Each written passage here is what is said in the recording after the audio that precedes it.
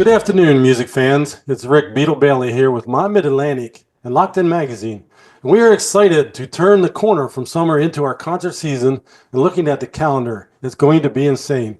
So many tours and festivals coming from Blink 182, Sharia, Taylor Swift, Madonna, the Eagles, Rolling Stones, Drake, Nicki, Minaj, Morgan Wallen, and so much more. The calendar's packed.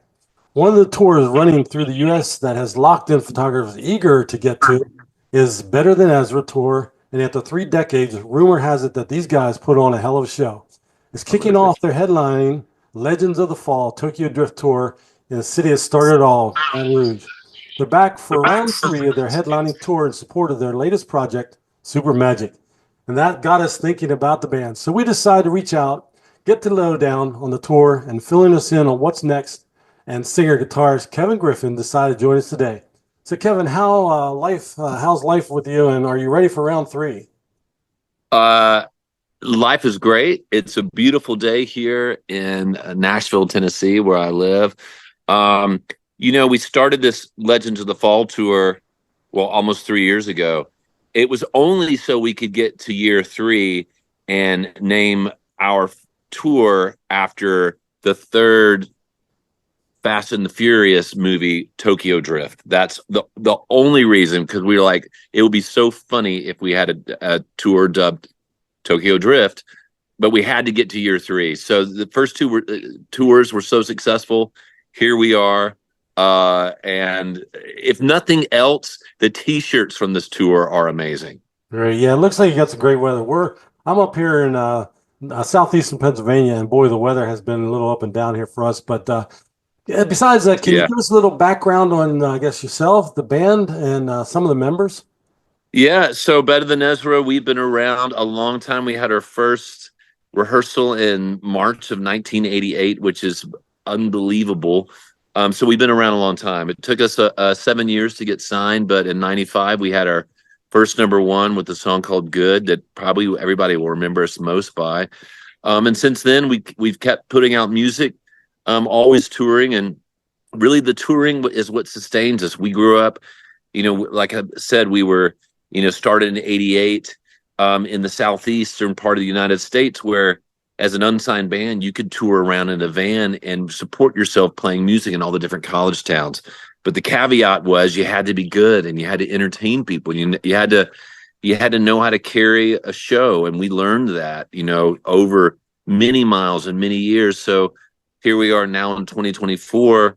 That's what sustains us. We put on a good show, and I think our fans would say that. I mean, we take pride in entertaining people and having fun, because that's what keeps that's why we're still around, and what keeps people coming back and getting to do interviews and stuff like that, and doing a third Legends of the Fall tour, Tokyo Drift. Great. Yeah. I'm sorry I never get to see you guys live, but man, I've been talking to a lot of people with this interview coming up, and they said, yes, that you guys really engage with your fans and stuff. So is there anything special that might be going to happen this time around in the tour? Fans or We're a band that plays the hits for sure. We're super appreciative of that. You're never going to come to a Better Than Ezra show and we don't play any songs. But you're going to hear some new songs, but just the right amount of new songs. You're going to hear some covers you wouldn't expect Better Than Ezra to play, which is always fun, but we do it in our Better Than Ezra way.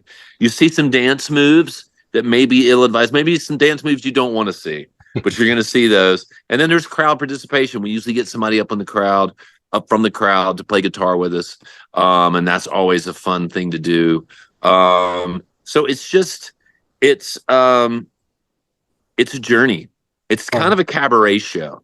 Minus, I would say it's a burlesque show minus the burlesque dancer. Yeah, that's great. I used to DJ, and one of the things that's kind of intrigued me doing photography on these concerts is the set list. Now, when I DJ'd, I had kind of like a group of songs or whatever that really got the fans going, or dancers or Yeah. whatever. Do you keep your set list kind of the same throughout the tour, or do you kind of mix it up for each venue? We mix it up, and there was a time, I think, where we were playing too much of the same set, and we were like, "What are we doing? We need to mix it up," because you get in a rut. But that was a long time ago. We mix it up every night because we have fans who come to show off your show, repeated shows. So they need to hear something different. And then also there's sites like, setlist.fm, there's sites that show every set list. And it's just lame if someone goes on and they look at your past 3 or 4 shows and it's the same set list, and then you play the same set list. So we're not going to do that. We can't, even if we wanted to, we can't do it anymore. Right. Yeah, I've seen Too much, being down too in much the pit doing the photography. I've seen people, well, I've done it to myself sometimes, reach up over and take a snapshot of the list, maybe that's sitting there behind one of the monitors or whatever. So, Oh, a lot of people do that. and that's, I guess, now with the computer age, with, like you say, the websites that have the set list out there, but yeah, that does keep everybody up and up. So you talk about venues. I know you're starting back at Baton Rouge. Any particular one that you're looking forward to, or maybe a favorite? I know you probably want to get to all of them, but all great venues. But what might be a favorite? Some favorite venues that pop up. Washington D.C. has a great venue. The 930 Club is awesome. Oh yeah. We love that one. The Pageant in St. Louis is a great room. Red Rocks is a great place. The TLA in Philadelphia is awesome. Theater of the Living Arts, Electric Factory.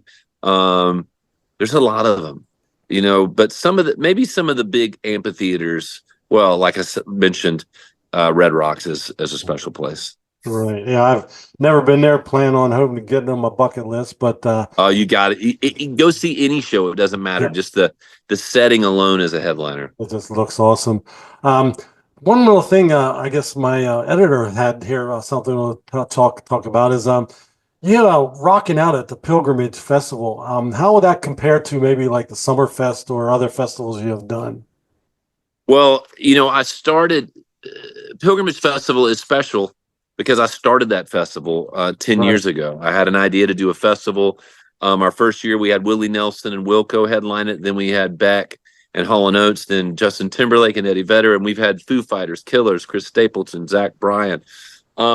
So Better Than Ezra plays it. We didn't year one because I was like, that's not what it's about. I didn't want it to be about self-promotion. But then everybody was like, you have to play your own festival. So we play it. So it's important to me. It's the one time a year we play Nashville, which is arguably the biggest music attraction city in the world. I've got all my friends and family and everybody there, so we put on a great show and have, like, this year we had Charles Kelly from Lady A get up and sing with us. We always have guest people, but that said, every show, like if we play Summerfest in Milwaukee, then we're gonna go into Violent Femmes because Violent Femmes are from Milwaukee. If we're in Pittsburgh, maybe we'll do a Rusted Roots song. If we're in Philadelphia, we'll do a Hooters song. So every city, every city is going to have something special about it. Every show. All right. Well, I'm glad to hear that. Being 35 years, there's probably going to be a lot of younger fans here that's coming out to see you in this next tour. Is there any advice that you could give to maybe the parents to give to their children or kids that might be going to see you play? Uh, yeah, you're sending them to the right show. They're going to get an appreciation. It's going to be time well spent. Yeah. It's cool though, because we see people in the audience who we can tell have been seeing us forever since we started. But more and more, there's a lot of younger people who know the later songs, and they don't know the songs from the first album or first couple albums. So it's good, clean family fun. Good. What can I say? And I know most of these places are going to be probably a little more intimate than like a stadium tour, right? Oh yeah.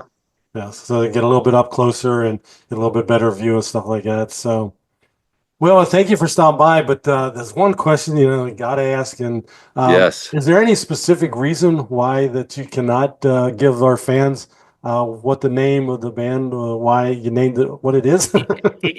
Because people are more into the band when they don't know the name, that the reason behind the name. The mystery has served us well. If we just told you, then we would have nothing left. I mean, Iron Maiden has Eddie.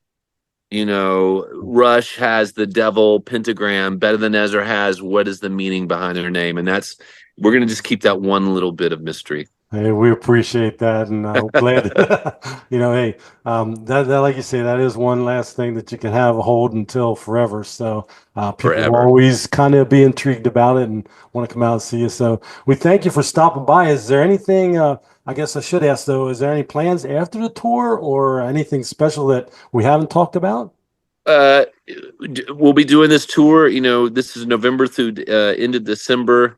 Then new music. Always new music, and we're also going to be celebrating the 30th anniversary of the release of our debut album, Deluxe. So that will be with something special that will be revealed soon. Great. So if everybody can get out there, at least see or listen to the new album, Super Magic, get tickets to the tour. Hopefully, I will be able to maybe get out to see one of your events here. Come on. Not quite close to us yet. I think Texas, Florida, maybe. Yeah, trying to look. It doesn't look like it'd be too close, but who knows? We'll get there sometime. But Well, we do have some photographers in Houston area, Texas, and Florida, so I'm sure they're going to be getting out to check you out there. I love it. Thanks. So have a great day. Have a wonderful time. Whatever time's left there, it looks like it's beautiful. And have a I good will, time. man. And thank you for being amenable to the time change. Oh, no problem. We're always glad to have people on, and when we're here, we're here. So thanks, Kevin, and you Jealous. have a good evening. Take care. Bye bye.